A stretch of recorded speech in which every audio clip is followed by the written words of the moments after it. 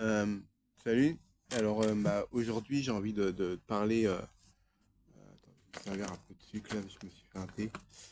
J'ai envie de parler un peu parce que comme tout le monde, la plupart des gens sait, la fleur de CBD, on peut en fumer en fait. Bon, c'est compliqué. Il faut pour la cultiver, je crois qu'il faut des, des, des autorisations et tout. Mais bon, moi je pars du principe que c'est légal. Donc si tu as des fleurs de CBD, du cannabis de CBD où le taux de THC ne dépasse pas les 0,3%, donc c'est-à-dire que quand tu achètes ta graine, c'est bien certifié que c'est bien 0,3% de THC, donc tu transgresses pas la loi. Et donc voilà. Et donc moi je voulais parler de justement, là je parle du CBD. Donc c'est bien beau tout ça, mais faut savoir que quand tu fumes ton CBD, ce qui rend addict, c'est pas le chanvre, ni le THC, c'est le tabac qui est dedans avec la nicotine. Sans parler que la nicotine, il n'y a pas que la nicotine. Il y a le goudron avec la combustion, il y a du polonium, il y a de l'arsenic, il y a du mercure, enfin il y a plein de merde dans le tabac, tu vois.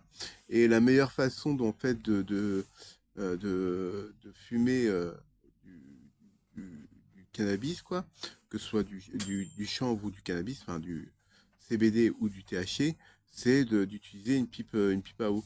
Ça ressemble un peu à un narguilé, mais en plus petit. C'est comme une pipe, sauf que tu as un petit réservoir d'eau et au bout, tu as ton petit, un petit capuchon pour faire chauffer, un peu comme un bang, mais en plus petit. Et en fait, ça passe par un système d'eau avec une petite sphère d'eau. Et en fait, ta fumée, elle passe dans l'eau. Et comme le THC et le CBD, c'est liposoluble, donc c'est-à-dire que c'est absorbé par les lipides. Donc en fait, en passant par l'eau, t'as pas de perte. Mais en tout cas, ça filtre le goudron et toutes les merdes de la combustion en fait. Et donc en fumant comme ça, c'est la meilleure façon de le fumer. Après, bon, l'idéal, le CBD, c'est quand même de le prendre avec une cigarette électronique. Par contre, le mieux, c'est de prendre une cigarette électronique avec une mèche, ça veut dire dans le cliromiseur, c'est la mèche, c'est le petit truc que tu visses, avec des ohms bas, à peu près un ohm, c'est bien. Après, bon, si c'est 3 ohms, c'est pas grave. Mais en tout cas, il faut que ce soit les plus bas. Et il faut pas que ta cigarette électronique ne dépasse les 15 watts. Après, si c'est 10 watts, c'est pas grave, hein, même 5 watts. Bon, c'est pas énorme, 5 watts. Mais en tout cas, faut pas que tu dépasses les 15 watts. Parce qu'après, tu vas brûler, en fait, avec ta mèche, tu vas brûler le CBD et tu auras une moins bonne expérience, en fait. Et en fait, le fait de moins le chauffer, parce que c'est quand même une molécule qui, une fois qui est chauffée, perd ses vertus, en fait. Et donc, le mieux, c'est de la vapoter. Et donc, s'il légalise justement le THC, ce serait bien de faire des fioles en fait avec du CBD et d'autres avec du THC. Et pourquoi pas les deux? Genre, faut savoir que 1 mg de CBD, c'est égal à 1% sur une fiole de 10 millilitres.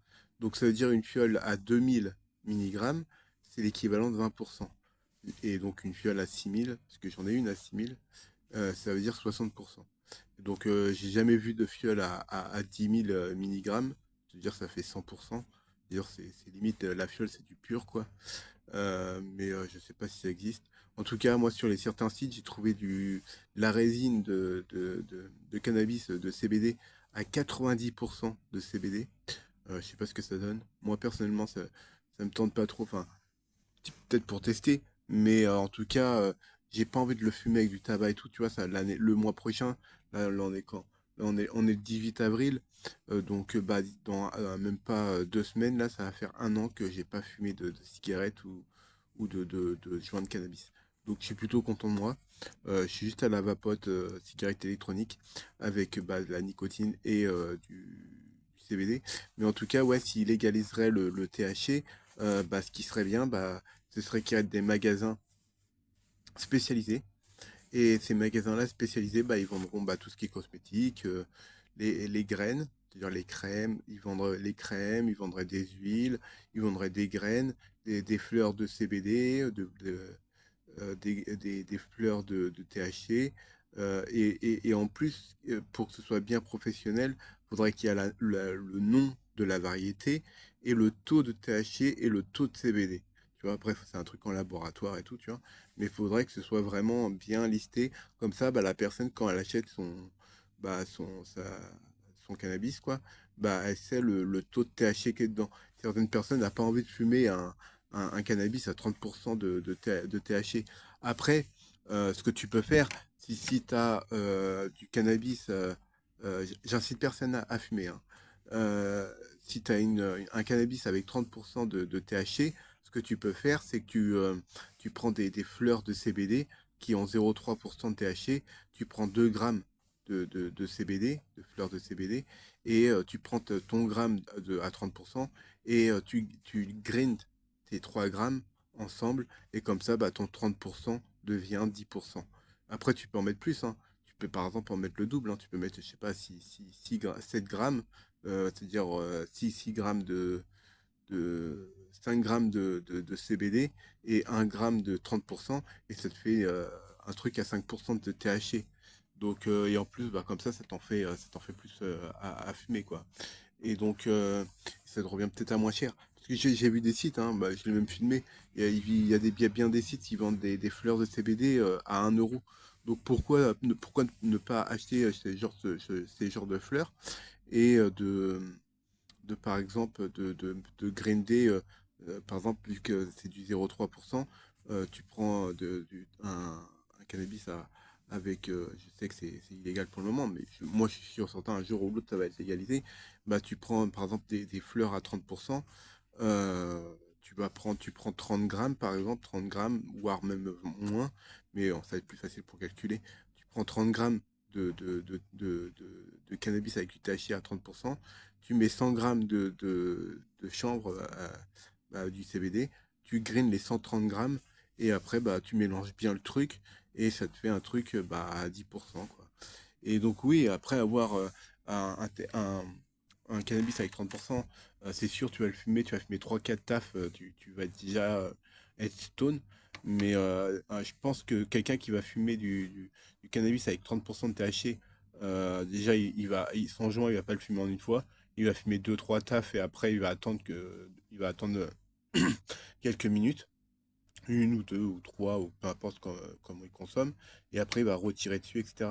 Mais, enfin, le seul inconvénient, c'est que bah, c'est qu'à force de la rallumer à chaque fois, tu recrées de la combustion et tu recrées du goudron. Donc l'idéal, bah, en tout cas, moi, les personnes qui, s'ils fument du THC, enfin du cannabis, moi je leur conseille de prendre des feuilles, des petites feuilles, hein, tout simplement. Prenez plus les feuilles Steam, ça sert à rien. D'autant plus que dans les feuilles, les petites feuilles, il y a 100 feuilles. Et donc, bah, si tu fais un collage avec deux feuilles, tu peux te faire, tu te fais 50 feuilles, quoi. 50 roulages, parce que tu as deux feuilles. Donc, alors que dans les paquets de feuilles Steam, il y en a 32 ou 33, je sais plus trop. Et si tu fais un 3 feuilles, bah, tu peux te faire 33 roulages, quoi. Donc, ça, c'est plus économique que prendre des feuilles Steam. Donc voilà. Et donc, ouais, si c'est légalisé, bah, tout ça, ce sera vendu dans des magasins spécialisés. Il y a aussi la possibilité, faire comme aux États-Unis, pourquoi ne pas faire des cartes pour des cartes payantes, mettons 100 euros l'année.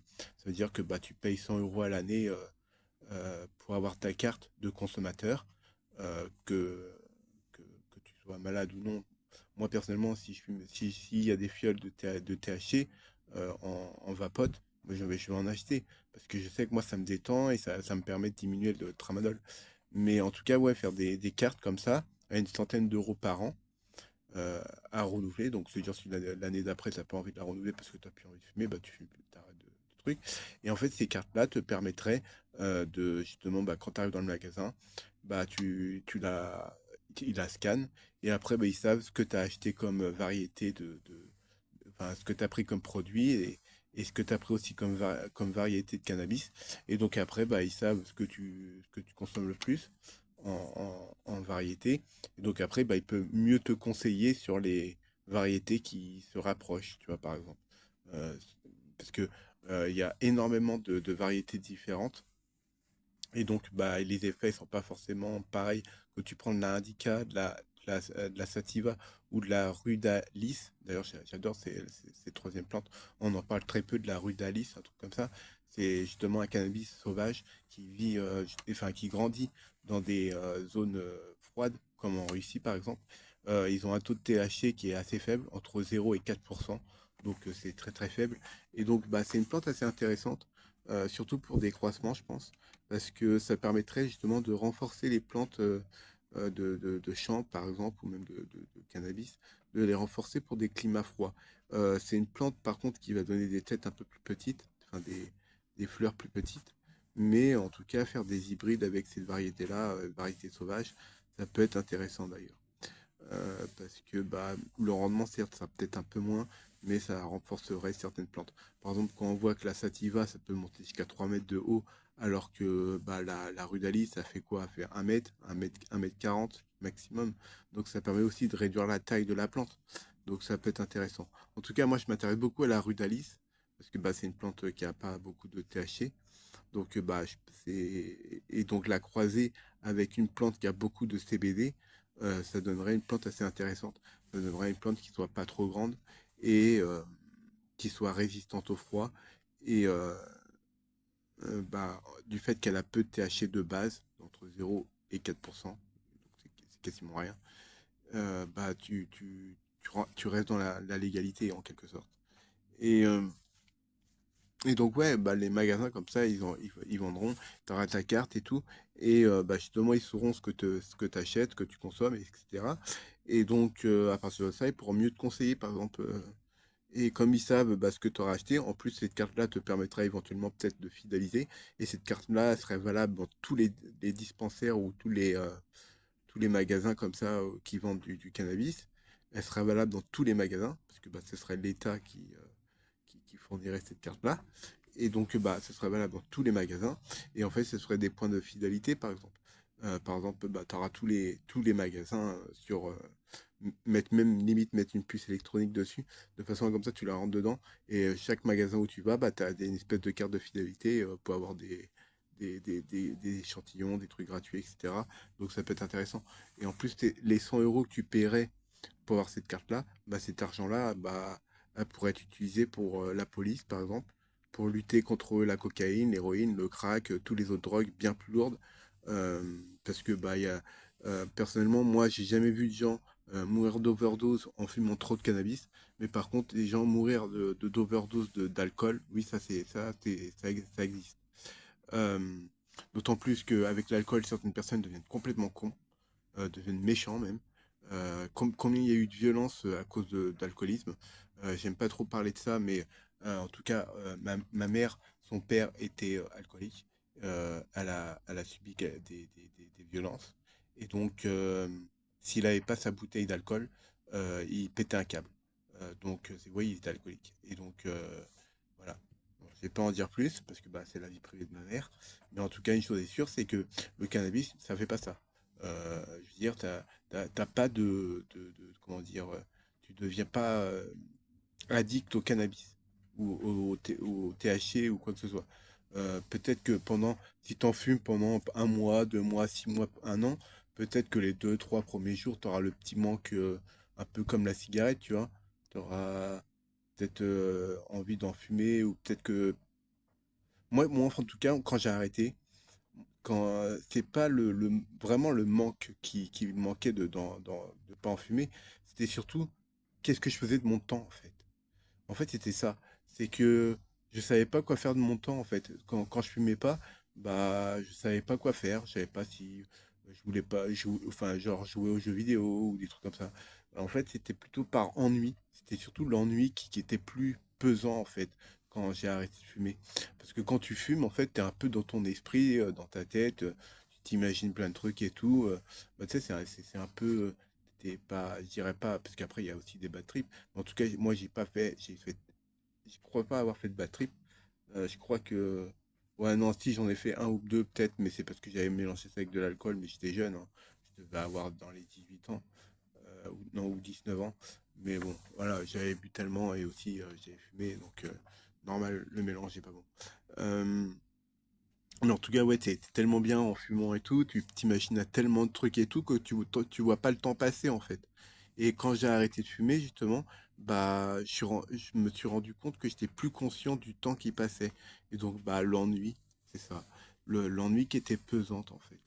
Et bah, je pense que quand tu arrêtes de fumer du cannabis, justement, avec du THC, bien sûr, parce que j'ai déjà essayé hein, le cannabis au CBD, euh, le goût est bon, voilà, mais l'effet, voilà, il n'y a pas d'effet, hein. Donc, en plus, il y a le tabac, donc bah, pour les poumons, c'est pas cool. Donc, je préfère passer au fioles de cigarettes électroniques avec du CBD. Je trouve ça plus intéressant et mieux pour la santé. Et donc, ouais, et les magasins comme ça, ils pourront, pour revenir à la carte, justement, s'il coûte une centaine d'euros, bah, cet argent-là pour aider la police, justement, pour lutter contre les autres drogues.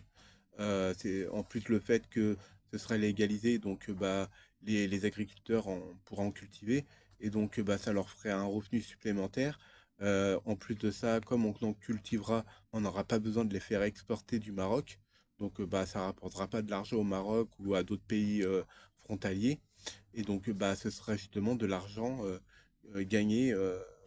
Ça fera un cercle vertueux parce que l'agriculteur, lui, va en faire pousser. Il va le revendre au dispensaire ou, bah, de toute façon, c'est le seul endroit où il pourrait en vendre. Et faudrait qu'ils disent la variété, les graines et tout. Faudrait que les graines, après, bon, il y aura des catalogues, j'imagine. Mais faudrait pas que les catalogues soient, comment dire, bridés. Parce que c'est ce qu'ils font déjà pour les fruits et les légumes. Les agriculteurs peuvent pas planter n'importe quelle graine. C'est complètement stupide. Ils sont obligés de prendre des graines, des pieds de tomates par exemple, spéciales, des machins et tout. Et on perd en biodiversité par exemple. Quand on sait qu'il y a il y a plus d'une centaine de variétés de pommes, et quand tu vas en grande surface, t'en vois quoi? Allez, 10 à tout casser des variétés, alors il y a des pommes maintenant, les pommes, on en voit quasiment, enfin, je veux dire, on, on voit que 10 variétés alors qu'on a que plus d'une centaine. Et c'est dommage, parce qu'on a une biodiversité au niveau de la flore de la nature qui est énorme, et à cause des grandes surfaces, bah, on se restreint à des fruits et des légumes qui pourraient être bien meilleurs si on prendrait des variétés qui sont pas modifiées. Par exemple, quand tu vois les tomates qui ont même plus de goût, quoi. Quand tu les manges, t'as même plus le goût de tomate, t'as plus le goût de flotte et à moitié le goût de, bah, ouais, tu sens presque plus le goût de tomate, quoi. Donc, bah, c'est dommage. Ou c'est comme les concombres ou les courgettes, peu importe le légume. Ils essaient de toujours de faire du rendement, de faire les plus gros légumes, etc. Mais à la finale, niveau valeur nutritionnelle, il y a pas de macronutriments. Niveau vitamines, etc., il y en a beaucoup moins. Comme je l'avais dit sur une autre vidéo, tu prends une pomme des années 1900, il y a 100 ans, tu t'en mangeais une. Mais en termes de vitamines, si tu veux les mêmes vitamines aujourd'hui, il faudrait que tu manges au moins 6 pommes pour avoir les mêmes vitamines que la pomme des années 1900. Donc c'est pour dire, ils ont tellement mis de pesticides, ils ont mis tellement de trucs dessus. D'ailleurs, la pomme, c'est l'un des fruits où ils mettent le plus de pesticides. Donc, bah, moi, je comprends pas. Ils font pousser un légume. Alors que la nature a besoin de temps hein, pour mûrir et grandir, etc. Non, il faut du rendement, faut que ça pousse vite et tout. Mais en faisant ça, certes, ils vendent des pommes, mais ils n'ont aucune valeur nutritionnelle. Un jour, si ça continue comme ça, et pour se nourrir, euh, ça se trouve, au lieu de manger, c'est un exemple, hein, je sais que il y a il y a peu de probable que ça fasse ça, mais imagine que tu vois, aujourd'hui, par exemple, pour avoir un repas, mais imaginons que tu dois manger, je sais pas, euh, je vais dire une seule racine, par exemple, tu dois manger 500 grammes de pommes de terre. Tu dois en manger 500 grammes pour que tu sois rassasié et pour que tu aies tous les aliments nécessaires. D'ailleurs, la pomme de terre, c'est un très bon aliment. Tu peux la cuire à la vapeur, tu peux faire des frites, tu peux faire de la purée, tu peux faire plein de trucs avec. La pomme de terre, c'est indémodable. Et en plus, ça pousse partout. En gros, imaginons qu'il te faut 500 grammes pour te nourrir pour la journée. Et bah, si on continue comme ça se trouve, dans 100 ans, il va falloir manger 3 ou 4 kilos de pommes de terre pour avoir l'équivalent en termes de vitamines et de nutriments. Et c'est valable pour tous les fruits et les légumes. Euh, et d'ailleurs, je comprends pas comment les agriculteurs font pour continuer à gagner de l'argent alors qu'ils payent des pesticides qui coûtent une blinde. Ils continuent à mettre ça sur leurs plantes et pour les pucerons ou d'autres trucs, alors que bah, les pucerons, par exemple, ils pourraient faire un lâcher coccinelle, tu vois, par exemple. Les coccinelles vont bouffer les pucerons, et après, bah, les coccinelles se font bouffer par les oiseaux, tu vois, c'est un cycle. Euh, les monocultures, tu vois, c'est pareil, c'est une aberration. Mais bon, après, on ne peut pas changer tout l'ensemble. Mais ce que je veux dire, ouais, ils mettent des pesticides et tout, et bah, ça détruit la terre, ça tue les vers de terre. Les vers de terre, eux, ils aèrent la terre et tout. Et au bout d'un moment, bah, un agriculteur bio, lui qui ne veut pas utiliser de pesticides, il va peut-être utiliser du purin d'ortie ou des trucs comme ça, des trucs naturels, bah lui, dans 20 ou 30 ans, sa terre sera toujours cultivable. Alors que le mec qui va cultiver avec ses pesticides et tout, dans 20 à 30 ans, sa terre, elle va quasiment plus rien donner. Le seul truc qu'il va pouvoir faire pousser dessus, c'est peut-être des pommes de terre ou du blé, quoi, ou une plante ou une seule variété de plantes. Euh, parce que sa terre, elle a plus aucune valeur nutritionnelle. Et d'ailleurs, c'est ce qui se passe actuellement. Ou à la limite, il faudrait qu'il prenne son terrain, il faudrait qu'il retire, je sais pas, au moins la 20% ou peut-être 30% de la terre de son terrain et qu'il rachète l'équivalent en terreau pour mettre sur sa terre. Mais t'imagines pas le prix que ça va lui coûter, quoi. Ouais, et donc, ouais, ça tue la biodiversité, les pesticides et tout. On a besoin des insectes et tout pour justement manger tous les petits déchets, les petits trucs et tout. On a besoin de vers de terre. On perd de plus en plus de vers de terre sur la terre qui aère la terre et donc bah en plus permet aux racines de mieux pousser, etc. Enfin aux plantes de mieux pousser. Je veux dire, c'est pas des nuisibles quoi. Après bon, si une plante se fait attaquer énormément avec des insectes, c'est sûr, c'est bien de la traiter, mais de la traiter naturellement. Par exemple, tu peux très bien faire un mélange de d'eau avec du savon noir, par exemple, ou du savon de Marseille. Je sais pas si le savon de Marseille ça marche, mais je sais que le savon noir ça fonctionne pour traiter tes plantes. Ou tu les passes au jet d'eau ou un truc comme ça, et comme ça bah, tu les nettoies bien et voilà. T'as pas besoin de mettre des pesticides qui va tout détruire, quoi. D'autant plus qu'en mettant des pesticides, des fongicides et tout bordel, bah ça tue tout, quoi. Parce que faut pas oublier que la base de la vie, c'est quand même les champignons. C'est le mycélium, c'est ce qui a fait la vie. C'est la base de la vie. S'il n'y a pas de mycélium, la vie sur Terre serait très compliquée. C'est les premiers organismes à avoir colonisé la Terre, avant qu'il y ait des arbres, etc. Donc le mycélium, les champignons et tout ça, c'est hyper important pour la biodiversité. Euh, donc ouais, je disais, ouais, bah, les dispensaires, cet argent-là aiderait pour lutter contre les autres drogues comme la cocaïne, l'héroïne, le crack, la MDMA, enfin peu importe la drogue. Euh, la seule drogue encore qui moi je laisse un peu, que je tolère un peu, le cannabis légalisé, bon, avec le THC, pourquoi pas? Moi je suis pour. Mais il y a aussi une autre plante, c'est les champignons hallucinogènes, pas n'importe lesquels, hein, parce qu'il y en a qui sont toxiques, mais les champignons, ça commence par un P, c'est des petits champignons tout petits avec un petit clochet. On m'a dit que ça poussait autour des pousses de vache, mais j'ai des gros doutes sur ça. Mais peu importe, ça pousse en automne. Et en fait, bah, en mangeant, bah, ça fait comme les lésés, mais en moins puissant. Et en fait, tu tapes de petites hallucinations et tout. Et bah, c'est une drogue, hein. Mais apparemment, il y aurait des recherches qui sont faites dessus, justement, pour lutter contre des maladies mentales, par exemple. Et que ça aiderait et ça atténuerait certains symptômes de maladie. Donc, comme quoi, ce qu'on peut considérer comme quelque chose de mauvais peut être quelque chose de bien. Donc, moi, ce que j'essaie de faire comprendre, c'est que la normalité d'aujourd'hui, bah, demain, ce sera pas la normalité. Par exemple, là, aujourd'hui, on tue des milliards d'animaux, 100 milliards d'animaux terrestres, et je compte pas les poissons, donc on arrive à plus de 1000 milliards. Ça se trouve, dans 100 ans, quand ils vont regarder ce qu'on a fait avec les animaux et l'élevage, ils vont carrément nous prendre pour des sauvages, pour comment on appelle ça, comment je peux dire ça? Ouais, bah, des sauvages, quoi. Des sans-cœur, on serait considérés comme des hommes Cro-Magnons, quoi, limite. Parce que ça se trouve, dans 100 ans, tuer un animal pour le manger, ce serait bah, impensable. C'est comme, euh, par exemple, il y a, je sais pas, par exemple, à l'époque du commerce triangulaire, je sais pas si bah, si, il y en a quand même qui ont fait des études quand même, bah, on vendait bien des personnes africaines, des personnes de couleur. On les vendait comme esclaves pour travailler dans les champs de coton. Et pourtant, c'était légal, hein. C'est normal de vendre un Africain pour qu'ils deviennent un esclave dans les champs de coton et qui servent les blancs, etc. Et, et quand on y repense aujourd'hui, bah non, un Africain a autant de droits, une personne de couleur a autant de droits qu'une personne blanche. Je suis désolé, mais c'est du racisme pur et dur, quoi. Et donc, ce que je veux dire, c'est que bah, pour la consommation de chair animale, on considère ça comme normal, mais ça se trouve dans 50 ans, 100 ans, ce sera pas normal, ce sera plus normal. Et donc, bah, c'est pareil pour le cannabis. Je pense que bah, là, on dit que ouais, ça fait 30 ou 40 ans qu'ils sont en train d'essayer de le dire que c'est illégal, machin et tout, mais on est le pays qui consomme le plus. Donc ouais, en le légalisant, bah, ça rapporterait déjà des milliards à l'État, ça créerait de l'emploi, ça aiderait les agriculteurs, ça empêcherait que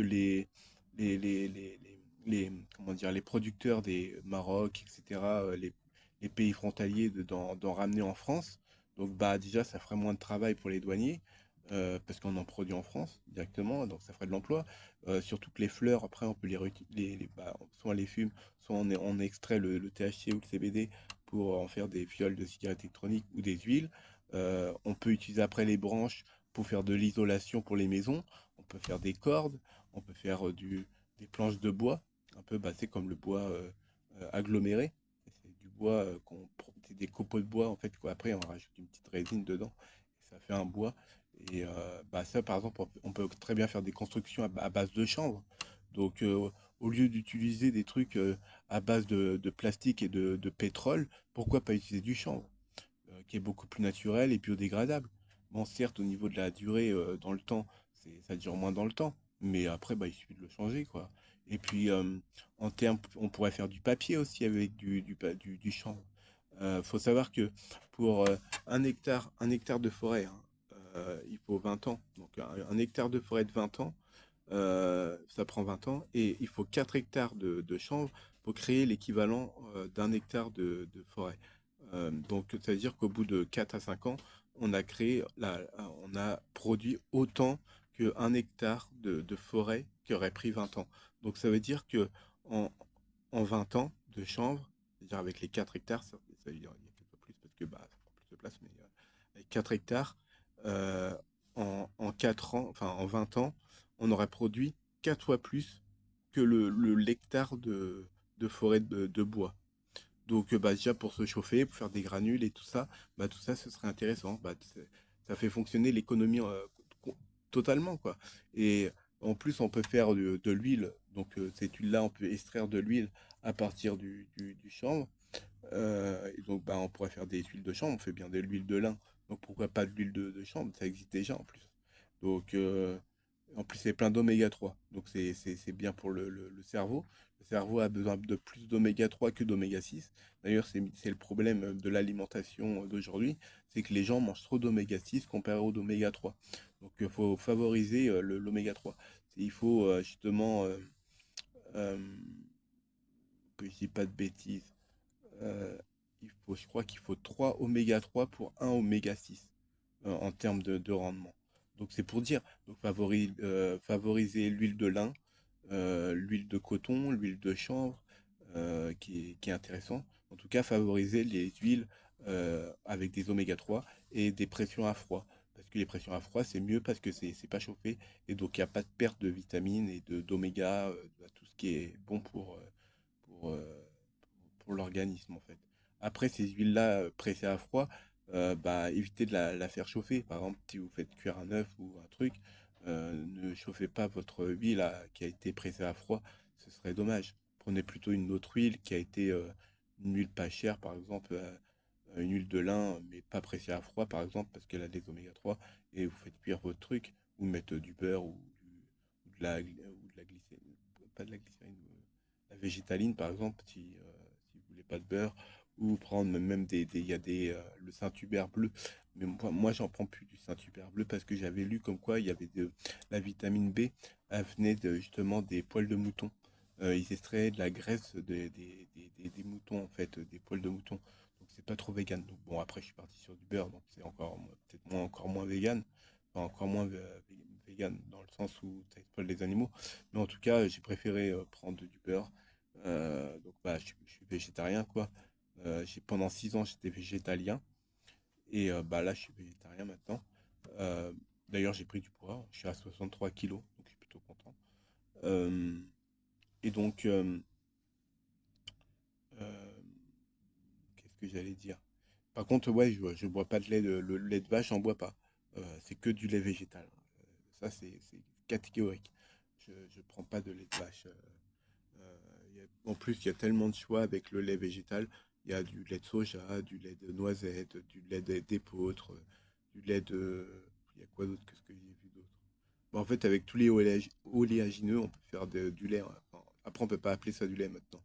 On va plutôt appeler ça des jus de soja, des jus de noisette, des jus de, bah, de noix de cajou, hein. J'ai pas trouvé encore de noix de cajou, mais ça doit exister. En tout cas, mes marques préférées, moi, c'est la marque Lima en laiterie. Il est très bon.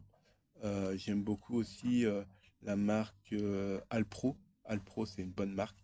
Ils font à la banane, trop bon. J'adore le lait à la banane. Alpro, il est vachement bon. Ils font aussi au chocolat. Donc pourquoi pas faire un mélange de 50% chocolat, 50% banane. Ça peut être bien sympathique.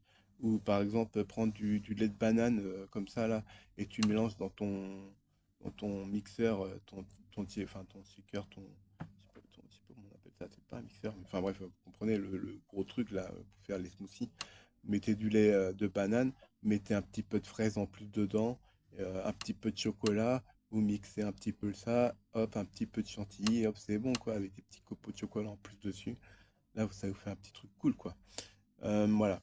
Ah oui, tiens, au cas où comme ça, j'ai dit mes connaissances vite fait comme ça.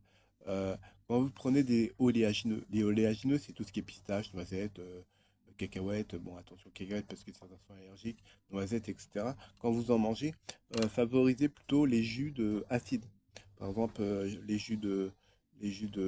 d'orange, peut-être jus de citron, mais bon, c'est peut-être un peu trop acide. Mais favorisez plutôt des fruits acides.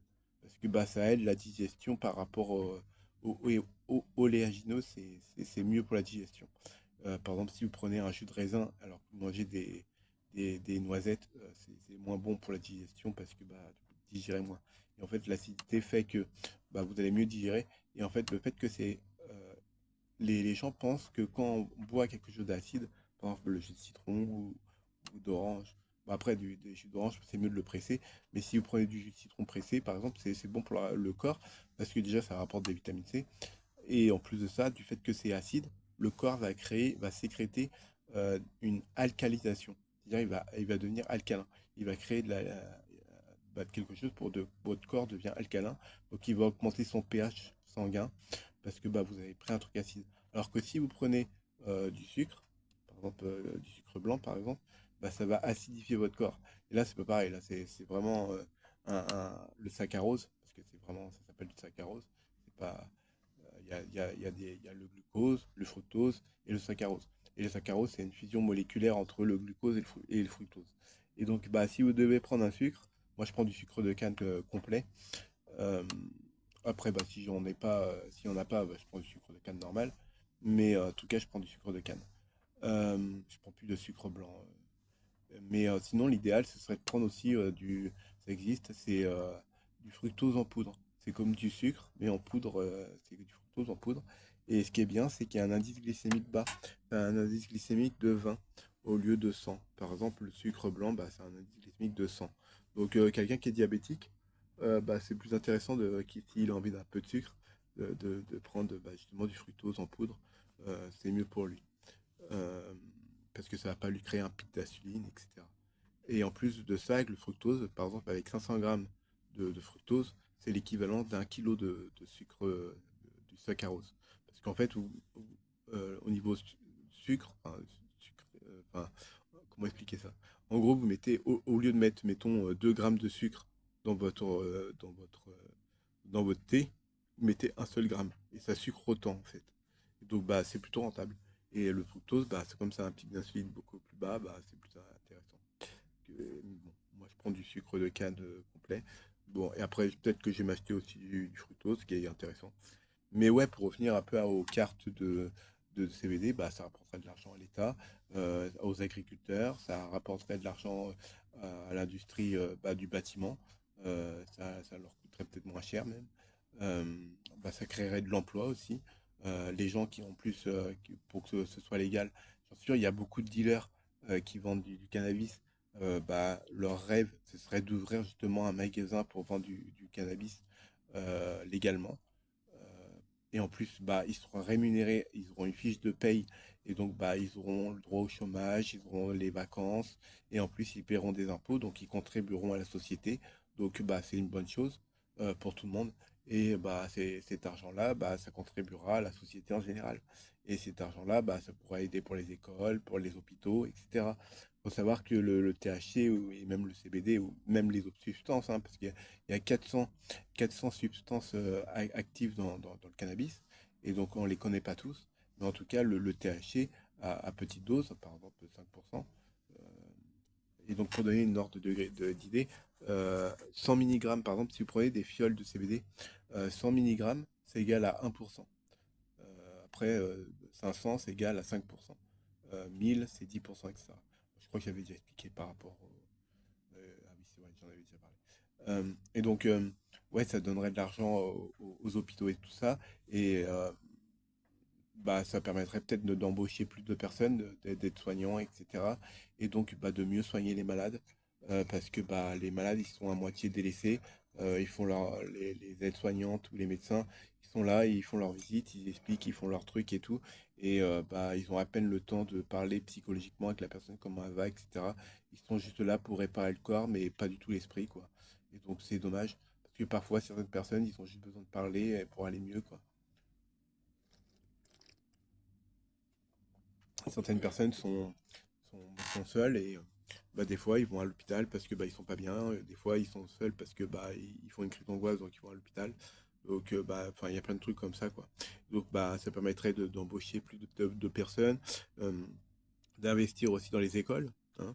Moi je suis pas pour les écoles où il y a 30 élèves dans une classe. Moi je serais plutôt d'avis de mettre 20 élèves par classe maximum. Donc après, il faudra embaucher plus de profs. Mais avoir 20 élèves au lieu de 30, c'est mieux parce que bah, le professeur pourra mieux expliquer son cours à chaque élève individuellement et donc bah, de faire suivre tout le monde en fait. Parce que là, l'école, actuellement, bah, quand tu es 30 ou 35 dans la classe, bah, ceux qui suivent pas, bah, ils sont un peu laissés sur le carreau et bah, ils réussissent pas leur année, quoi. Et c'est dommage. Parce que s'ils auront un petit peu d'aide en plus, bah, ils pourraient réussir, quoi. Euh, c'est comme ce que j'avais parlé aussi, par exemple, que je rendrais obligatoire à l'école jusqu'à l'obtention d'un CAP ou d'un BEP. Comme ça, quoi, bah, toutes les personnes qui sortiraient de l'école auront un diplôme. D'ailleurs, il y a ma prof je crois que c'était ma prof au lycée. Je crois que c'était ma prof d'histoire. Non, c'était ma prof de physique. Et elle nous avait parlé qu'il y avait un mec qui était venu justement au lycée. Il avait passé un BEP à un bac et il avait redoublé à chaque fois. Euh, En fait, au lieu de, quand il a passé son BEP, il a redoublé son BEP. Donc ça lui a pris, euh, comment elle avait expliqué ça? En gros, pour avoir un BEP et un bac, bah, c'est 4 ans. BEP, c'est 2 ans. Et le bac, c'est 1 an. Et le mec, lui, ça lui avait pris 4 ans ou 5 ans, je sais plus. Mais en gros, le mec, il était déterminé, quoi. Même s'il redoublait, il s'en foutait. Il continuait. Il s'acharnait. Et il a eu son BEP, son bac, malgré que il a redoublé, tout ça. Donc, à tous ceux qui sont à l'école, qui s'en sortent pas, etc., bah, déjà, pensez à vos potes. Certains potes peuvent vous aider à apprendre. Euh, Ayez pas peur de poser des questions. Je sais que dans les classes, par exemple, il y en a qui vont vous moquer de vous parce que vous allez poser des questions ou parce que vous êtes différent, etc. Faites pas attention à eux. De toute façon, quand vous êtes à l'école, vous les verrez pas toute votre vie. Vous êtes juste là le temps que vous apprenez ou l'obtention de vos diplômes. Vous apprenez à l'école. Vous en foutez limite. Bon, vous avez des potes, hein, faut quand même avoir des potes, faut pas être tout seul. Mais si si les gens vous moquent de vous et tout, on- ignorez-les. Vous vous en foutez de toute façon. Vous êtes juste là pour apprendre. Et eux, en attendant qu'ils se moquent de vous et tout le bordel, n'oubliez pas que donc, une fois que vous aurez votre diplôme, etc., eux, dans 5 ou 6 ans, quand ils repenseront à vous, et quand ils repenseront qu'ils vont se moquer de vous ou qu'ils vont harceler, et bah, psychologiquement, bah, ils se rendront compte qu'ils étaient vraiment mauvais. Et vous, à côté de ça, bah, vous n'aurez rien à vous reprocher. Et donc, bah, c'est ce qui se passe. Bah, il y a ceux qui sont harcelés et l'harceleur. euh, Bah, déjà, la personne qui se fait harceler, bah, déjà psychologiquement, c'est pas top pour elle, parce que ça leur crée des peurs pour aller à l'école, etc. Donc, ça donne pas un bon climat pour apprendre. Et ceux qui harcèlent, ils croient être intéressants parce que bah, devant tous ses potes, quand ils sont 5 ou 6 ils sont tous en train de rigoler bêtement, sans réfléchir, parce qu'il y en a un qui fait à moitié le coq, limite le chef, quoi, en, en se moquant des autres. Et les autres, ils sont comme des moutons, à train de le suivre, à train de rigoler sans savoir qu'ils sont en train de faire du mal à quelqu'un. Genre, ils rigolent comme ça juste par convention sociale, quoi. Par convention sociale, les gens font du mal, quoi. Donc, ils suivent un groupe. C'est comme une étude que j'avais vue. euh, En fait, il y avait un tableau et en fait, il y avait des questions qui étaient posées. Et en fait, il était à peu près 4, je crois 4 ou plus, bon, ou peut-être plus, bon, on va dire 4. Et en fait, les personnes, bah, ils posaient les questions et il y avait des questions qui étaient posées, donc bah, il devait lever la main si c'était la réponse A, B, C ou D. Et en fait, et bah, quand il y en avait, bah, et quand il y avait la bonne réponse, bah, il levait la main, il disait que c'était la réponse A. Et quand c'était la mauvaise réponse, bah, quand il y en avait trois qui levaient la main, le quatrième, même s'il savait que c'était la mauvaise réponse, il levait quand même la main par convention sociale. Tout ça pour suivre les autres. Et justement, ne faites pas ça. Suivez justement votre intellect et suivez votre cœur. Suivez pas un groupe. Écoutez-vous. Et, justement, si les trois autres ont tort, bah, dites non. Tu dis non, c'est l'autre, c'est la réponse B, pas la réponse A. Et suivez pas le groupe. Faites pas les moutons. Enfin, désolé pour les moutons, c'est un peu spéciste. Mais en gros, suivez pas un groupe. Suivez votre cœur, suivez votre esprit et ne vous laissez pas faire, quoi. Vous avez une personnalité et il faut savoir se battre enfin, se battre, pas dans le sens physique, mais se battre pour montrer qu'on a du caractère et qu'on n'est pas là voilà, pour se faire harceler ou quoi que ce soit et que les gens qui victimisent les gens, bah, c'est pas des bonnes personnes. Ils font uniquement pour se rendre intéressant, parfois pour se faire accepter dans un groupe, euh, tout ça pour faire bien devant un groupe. Alors que, bah, au final, dans les 5 ou 6 ans après qu'on auront fini l'école, bah, eux, ils vont continuer leur vie, etc. Mais le jour où ils vont se faire une introspection sur eux-mêmes, euh, ils vont se rappeler de tout le mal qu'ils ont fait par le passé. Et là, par contre, eux, ils vont souffrir. Mais la personne qui aura subi aussi cet harcèlement, elle aussi, elle va peut-être créer des angoisses ou des phobies ou des choses comme ça, ce qui est dommage. Mais en tout cas, sachez que euh, si vous faites harceler, c'est que soit vous avez quelque chose de différent que eux n'ont pas, et que vous avez une richesse intérieure, et que vous êtes bien meilleur qu'eux. Donc, même si vous vous faites harceler, sachez que vous êtes peut-être différent et donc vous avez peut-être ce petit quelque chose que eux n'auront jamais. Donc, faut pas l'oublier que vous avez une richesse comparée à eux. Eux aussi, ils ont peut-être une richesse, mais ils l'ont oublié. C'est comme certaines personnes qui oublient leur enfant intérieur, par exemple, ou les personnes qui oublient leur enfance. Tu sais, c'est comme les personnes et les adultes. Enfin, je suis adulte, hein, j'ai 36 ans, mais je comprends pas certains adultes, des fois ils sont trop sérieux, tu vois. J'ai l'impression qu'ils oublient un peu comme ils étaient quand ils étaient enfants, quoi. Moi, je peux pas me détacher de ma partie enfant. Par exemple, comme j'avais expliqué sur une autre vidéo, j'arrive à remonter jusqu'à mes 1 an et demi à peu près. Quand j'étais encore en couche, j'apprenais le français. Je suis français, hein, c'est ma langue natale. Donc, je me rappelle sur le Club Dorothée où il y avait les Tortues Ninja, Ken le Survivant, je sais plus ce qu'il y avait d'autres comme dessins animés. Mais je me rappelle quand j'apprenais, j'écoutais la télé, je comprenais pas tous les mots. Comme si, bah, en fait, je comprenais les mots, mais j'arrivais pas à les associer ensemble. Donc, j'arrivais pas à créer la phrase et donc comprendre ce que la personne disait. Donc, bah, c'était un peu compliqué. Donc, bah, ça a pris du temps, hein, avant que j'arrivais à parler, etc., à comprendre mes parents. Mais quand j'étais devant la télé, quand j'essayais de comprendre Dorothée, c'était compliqué, hein. Même certains films, hein. Des fois, bon, après, j'étais jeune, hein, j'avais 1 an et demi. Mais, mais en tout cas, j'arrivais quand même à comprendre quelques trucs, mais je comprenais pas trop pourquoi elle se moquait des personnes ou pourquoi elle faisait des blagues, des trucs comme ça. Bah, non, normal, j'étais encore un bébé, hein. Et donc, bah, je comprenais pas trop, quoi. Voilà, quoi. Je me rappelle aussi un jour où ma tante était venue, je devais avoir peut-être 2 ans ou peut-être 3 ans. Je me rappelle, j'étais encore sur les espèces de grosses couvertures avec des jouets, avec des jeux, avec le miroir, des machins, des trucs. J'étais dessus, il y a ma tante qui était venue chez moi et elle me dit ouais, ouais, je suis venu spécialement pour toi et tout. Ouais, mais moi dans ma tête, je dis mais pourquoi elle vient pour moi? Elle vient pour ma mère et tout. Tu sais, elle vient pour discuter. Voilà. Et elle dit bien qu'elle vient pour moi. Moi j'étais claqué, j'étais fatigué, je voulais dormir. J'étais sur mon truc et tout. Et dès que je commençais à m'endormir, elle m'appelait par mon prénom. Elle disait SM, SM. Elle m'appelait. Alors que moi j'essayais juste de dormir, quoi. Moi je voulais juste dormir sur mon truc, j'en avais marre. Je voulais pas rester à attendre, la regarder et les écouter parler. Je voulais dormir. Et non. Je sais pas, des fois j'ai l'impression que les adultes ils prennent pas en compte les émotions des enfants, quoi. Des fois les enfants quand ils font des crises, c'est pas des crises comment dirais-je, pour se faire leur intéressant. C'est qu'ils ressentent leurs émotions sans filtre. Quand ils pètent un câble, c'est qu'ils ont une émotion forte voilà. Après, il faut leur expliquer aussi. Il faut leur donner la compréhension.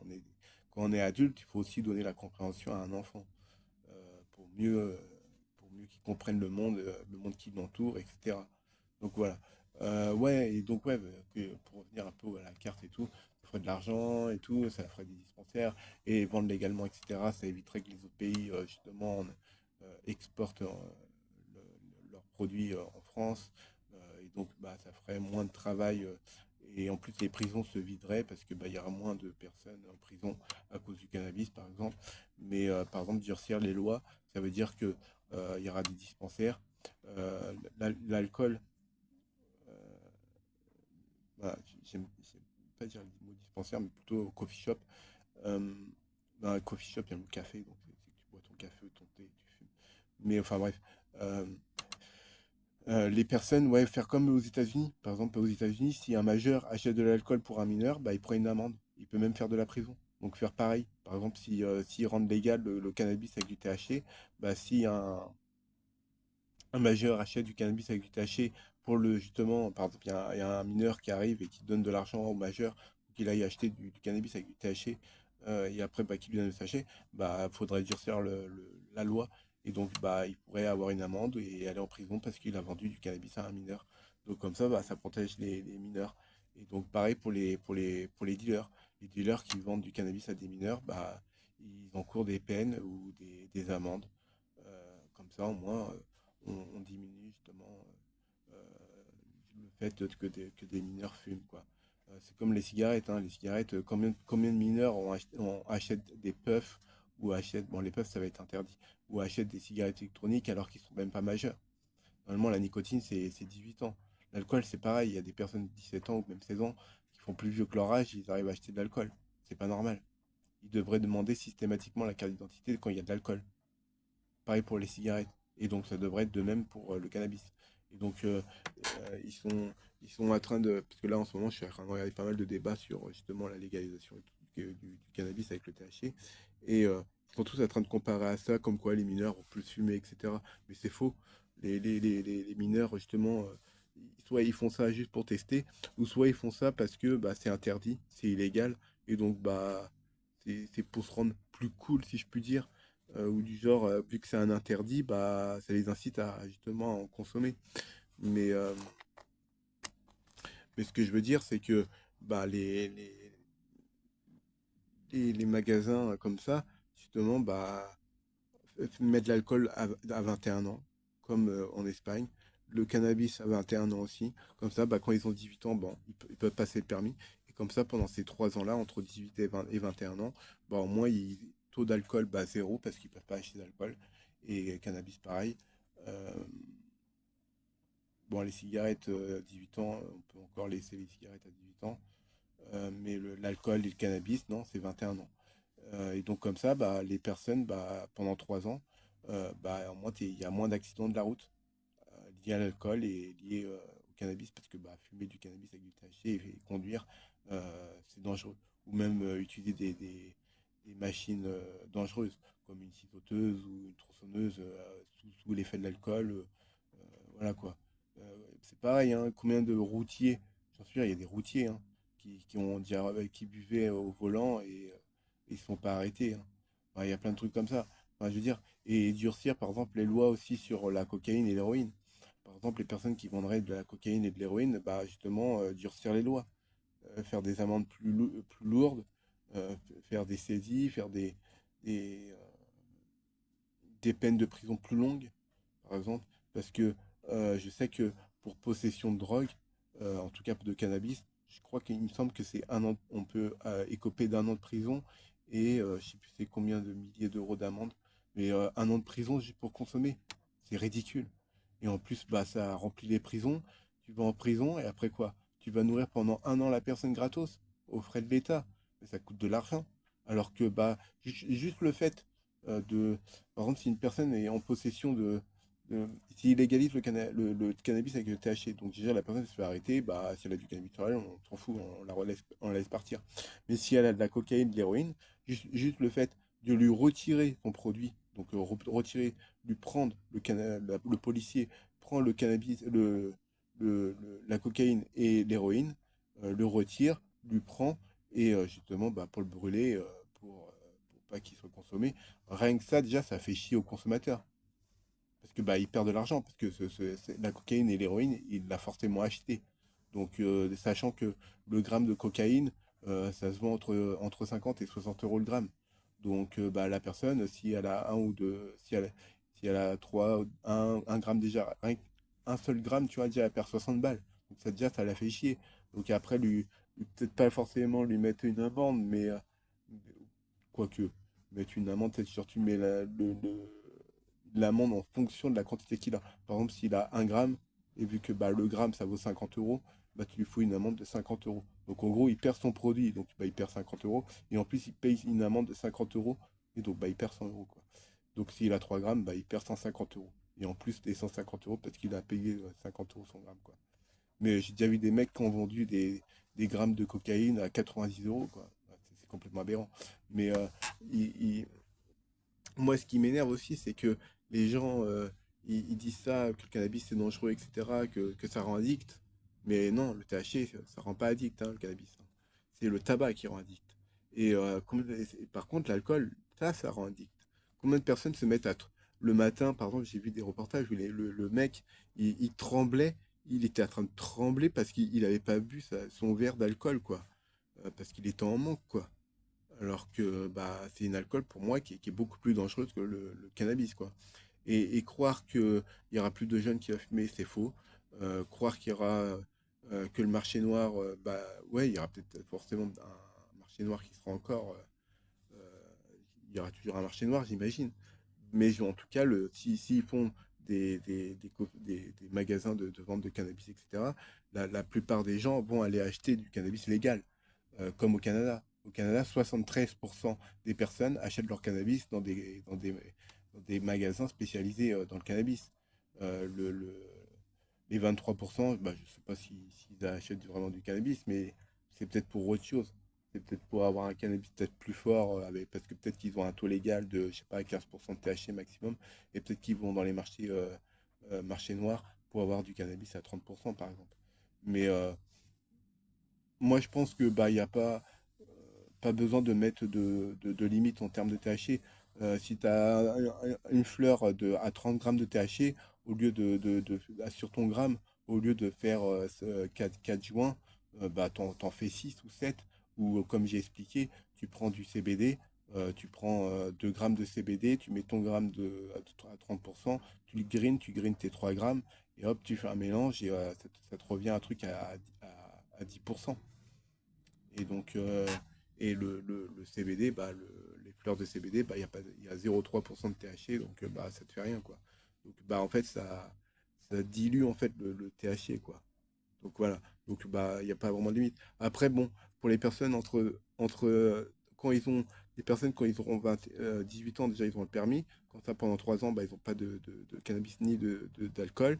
Et après, de 21 ans à 25 ans, parce que 25 ans, c'est quand le cerveau est mature, bah, ils pourront, de 21 ans à 25 ans, ils pourront fumer uniquement du cannabis avec, je sais pas, 5% de THC maximum. Et pareil pour l'alcool.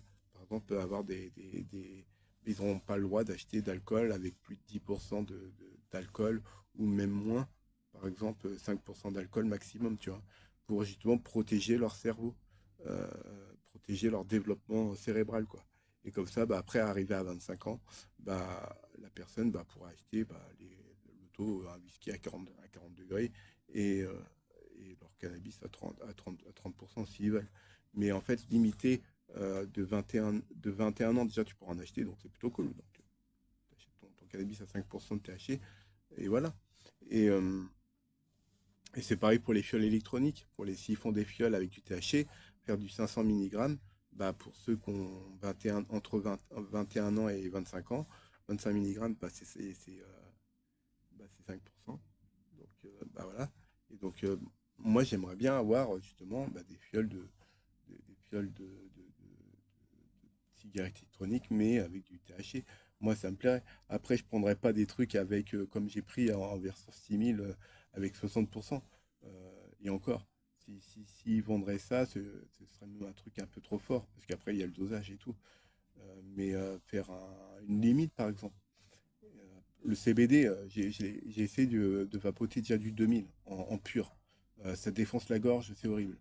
Donc, bah, je préfère le diluer et bah, je suis à 250 mg de CBD. Et donc, bah, pour le THC, bah, c'est pareil. Donc, faire des fioles à, je sais pas, 500 mg de, de THC et faire maximum des fioles à 3000 mg de THC. Et donc, bah, ça fait 30%. Donc, bah, en tout cas, moi, personnellement, sur Internet, les graines avec le plus haut taux de THC que j'ai trouvé, c'était des 30%. Je ne sais pas si c'est possible de faire plus. D'ailleurs, c'est une question que je me pose, hein. Si vous savez la réponse, je suis preneur. Je me demande si ça existe du cannabis avec 50% de THC. Mais en tout cas, 30%, c'est énorme. Mais comme j'ai dit, il suffit après de le couper avec du CBD, quoi. Et donc, ça fait un truc moins fort. Et pareil pour les bureaux de tabac. Pourquoi les bureaux de tabac, ils vendent des fioles de cigarettes électroniques? Pourquoi c'est pas les magasins spécialisés dans les cigarettes électroniques qui vendent ça? Pourquoi les fleurs de CBD? Pourquoi c'est vendu dans les bureaux de tabac? Pourquoi c'est pas vendu dans des magasins spécialisés justement dans ce genre de plantes? Moi, je pense que justement, un bureau de tabac vend que du tabac, que ce soit du tabac chiqué, du tabac à fumer, du tabac, des patchs de tabac s'il faut, peu importe ce que c'est. Euh, mais en tout cas, c'est que du tabac. Euh, pour les, pour les magasins de cigarettes électroniques, ils pourraient vendre des fioles de nicotine et des cigarettes électroniques, toutes les sortes de cigarettes électroniques, du CBD euh, et euh, pourquoi pas du THC quand ce sera légal, si ça devient légal. Et, euh, et par contre, les magasins spécialisés dans la cigarette, dans le cannabis, justement, eux, ils vendront tout, bah, les graines, les cosmétiques, tout ça. Et ils vendront aussi pareils, des fioles avec du CBD ou du THC. Mais par contre, ils n'ont pas le droit de proposer des cigarettes électroniques avec plus de 15% de wattage pour vapoter. Pourquoi? Pas parce que ça brûle le THC, ça brûle le CBD, et donc bah, c'est moins bon pour le consommateur, quoi. C'est une interdiction, disons, pas pour empêcher de vendre, mais plutôt une interdiction pour que ce soit dans les meilleures conditions pour le consommateur, en fait. Et en moins, ça laisse aussi un peu plus la personne qui est dans les cigarettes électroniques, au moins, bah, elle, bah, ça lui prend pas trop de part de marché aussi. Et bah, ceux qui vendent du, du cannabis, des fleurs, des graines et tout ça, bah, ils vendront pas les mêmes marques de cigarettes. Et donc, pareil pour les fioles, ils auront peut-être pas forcément les mêmes fioles, etc., quoi. Donc voilà. Bon, je crois que j'ai fait un peu le tour, mais en tout cas, s'ils légaliseraient le cannabis, ça rapporterait de l'argent à l'État, énormément d'argent, ça ferait de l'emploi, ça soignerait même certaines maladies, ça ferait arrêter même certaines drogues. J'en suis sûr que pour certaines personnes qui prennent de la cocaïne ou de l'héroïne, j'en suis sûr s'ils fumeraient du cannabis, ça leur ferait arrêter justement la cocaïne et l'héroïne. Parce que bah, justement, en fumant, bah, les symptômes de manque seront moindres pour eux. Donc voilà. Donc bah, ça fait déjà quasiment une heure que je parle. Donc voilà. Donc bah vous avez un peu l'idée de ce que je pense. Euh, D'autant plus que quand on voit le ravage de l'alcool qui fait chaque année, c'est vraiment horrible, quoi. Euh, Qu'est-ce que j'allais dire d'autre? Voilà, quoi. Je crois que j'ai un peu tout dit. Mais ouais, l'alcool, pour moi, ça a toujours été plus dangereux que le cannabis avec du THC. D'autant plus qu'il n'y a pas de dépendance. C'est vraiment le tabac qui rend dépendant. Et comme j'ai dit, bah, c'est mieux de le vapoter ou d'utiliser une pipe à eau pour filtrer, quoi. Euh, c'est mieux pour le vapoter et en pur, hein, sans le tabac, quoi. Donc voilà. Euh, je crois que j'ai fait à peu près le tour. Et puis comme ça, bah, au moins, les policiers, bah, ils auront moins de travail sur le dos, quoi. Au moins, ils n'arrêteront pas les consommateurs de cannabis, mais ils arrêteront par contre les consommateurs d'héroïne et de cocaïne. Ça, par contre, normal. Mais moi, ce que je trouve quand même un peu hypocrite, c'est que, bah, regarde, j'ai encore mes médicaments, hein, c'est du tramadol, hein. Et pourtant, c'est un dérivé du pavot et c'est l'équivalent, ça peut être apparenté à, à, à- comment on appelle ça, à de l'héroïne, hein. Et sachant qu'en plus maintenant, depuis le mois de mars, c'est passé en stupéfiant. Et donc, bah, j'ai un papier, c'est pas, j'ai l'ordonnance pour la pharmacie, mais j'ai un deuxième papier qui marque comme quoi j'ai le droit à tant de doses, machin, 6 cachetons par jour et tout, signé de mon médecin. Tu vois, c'est une dérogation en fait. J'ai une dérogation pour consommer du tramadol, parce que c'est un stupéfiant maintenant. Donc voilà. Bon, bah, je vous fais des poutous, hein. Prenez soin de vous et cultivez-vous. Ayez un esprit critique. Ne vous laissez pas influencer par un groupe ou qui que ce soit. Vous êtes seul maître de votre corps et de votre esprit. Vous êtes le capitaine de votre navire. Et c'est vous qui choisissez la direction que vous voulez prendre. Et n'oubliez pas que votre boussole, c'est votre cœur. Je fais des poutous. Tchuss.